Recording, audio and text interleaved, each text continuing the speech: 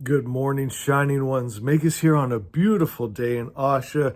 If you're brand new to the channel, we're Zoroastrians. We are the Magi. So we've been doing deep dives into many ancient texts.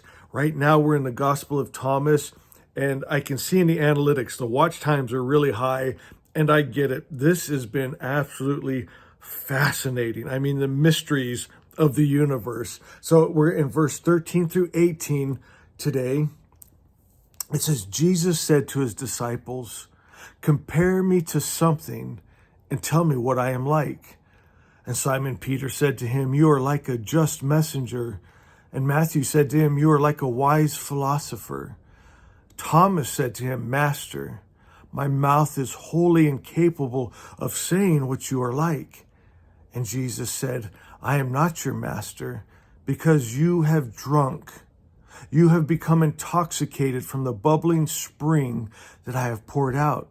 And he took Thomas and withdrew, and he spoke three things to him.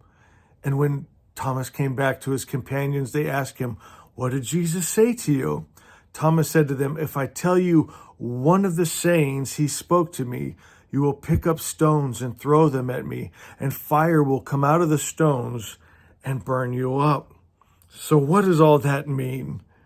This is one of the most powerful and mysterious passages. The disciples tried to define Jesus in limited human terms, messenger, philosopher, but Thomas sees beyond words. His answer is silence, recognition of the unspeakable truth. And Jesus affirms that he is not a master in the way they expect. His teaching is not about rules or hierarchy, but about drinking directly from the eternal spring, becoming one with the living water. And what did Jesus tell Thomas? It must have been something so radical that the others would reject it violently. Yet in rejecting it, they would invoke their own judgment. Could it be that he revealed the ultimate truth, that the divine is not separate, that they too are what he is, that there is no mediator between them and Asha? Wow. Verse 14. Is this amazing, guys? Jesus said to them, if you fast, you will beget sin for yourself.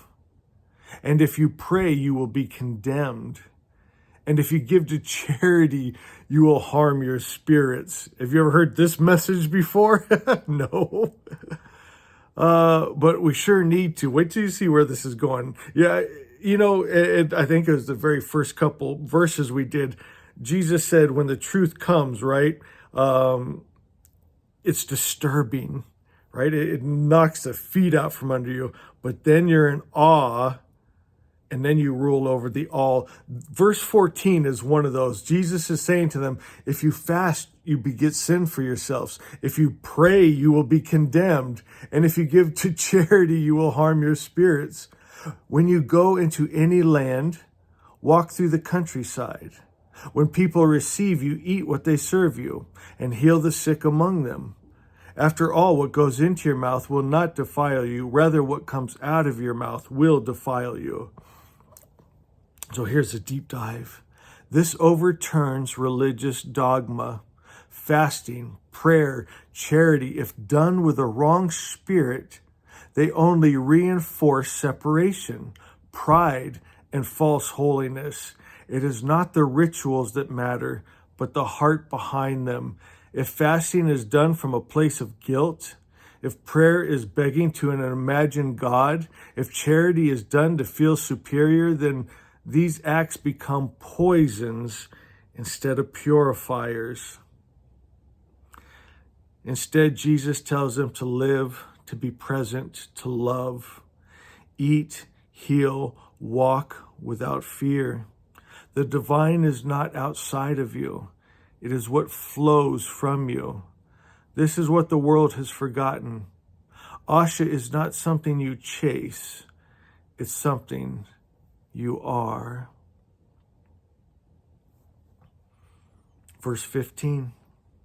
Jesus said, when you see one who was not born of a woman fall on your face and worship, that one is your Father. This is a mystical statement hinting at a being beyond physical birth. The one not born of woman is not from the cycle of flesh and illusion, but from the eternal realm. Could this be speaking of the pure spirit, the source before form? Could it be speaking of Asha itself, the all good, the unborn truth that was before all gods?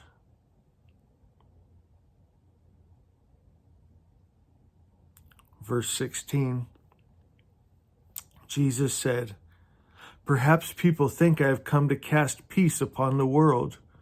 They do not know that I have come to cast conflicts upon the earth, fire, sword, war." Well, this doesn't sound like Jesus. Where's he going with this?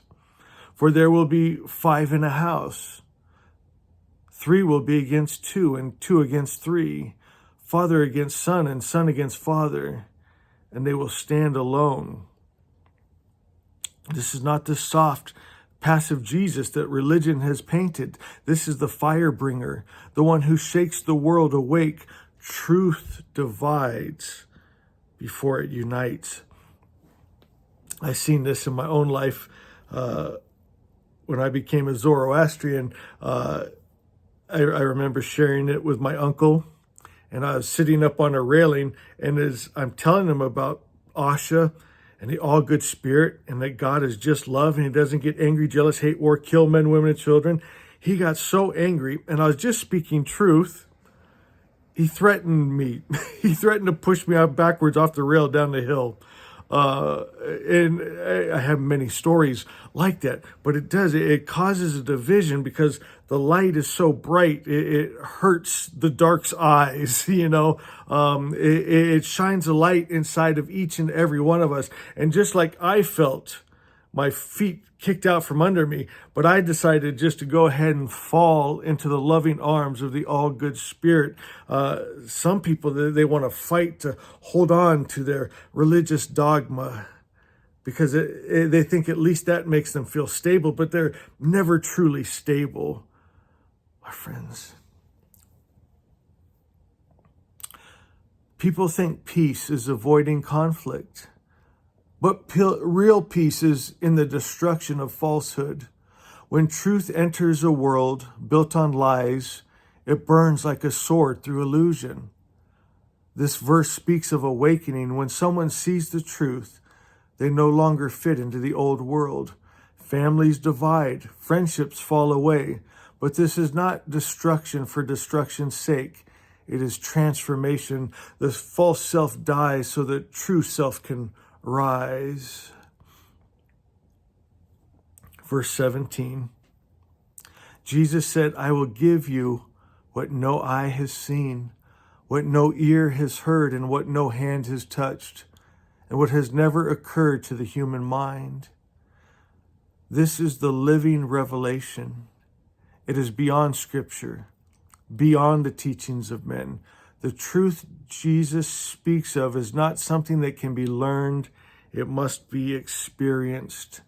This is why those who rely only on intellect, on doctrine, on the words of others will never grasp it. It cannot be contained in books. It cannot be contained in books. Not even in the Gospel of Thomas itself. It is living light. Something that must awaken inside of you.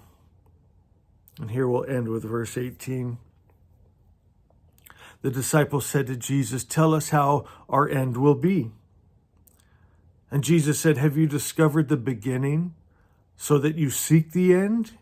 For where the beginning is, there the end will be. Blessed is the one who stands at the beginning. That one will know the end and will not taste death." And our deep dive says this is the circle of eternity. The end is not something separate from the beginning. They are one. The end is not something separate from the beginning.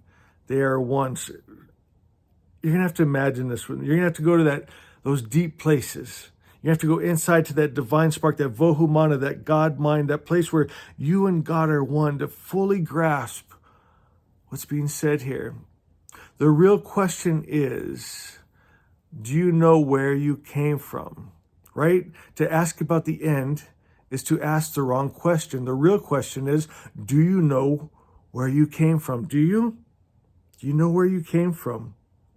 Because if you do, then you already know where you are going.